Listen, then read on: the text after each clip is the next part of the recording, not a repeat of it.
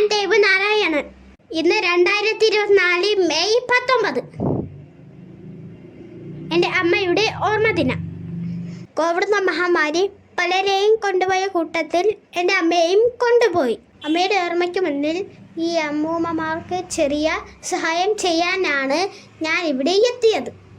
ഈ അമ്മൂമ്മമാരെ സഹായിച്ചുകൊണ്ട് എൻ്റെ അമ്മയെ ഞാൻ സ്മരിക്കുന്നു.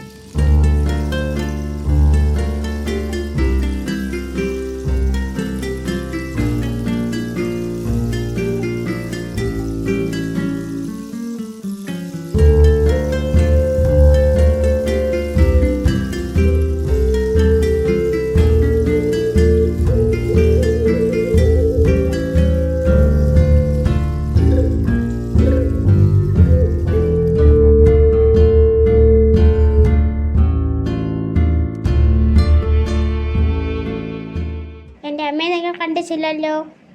ഇതാണ് എൻ്റെ അമ്മ.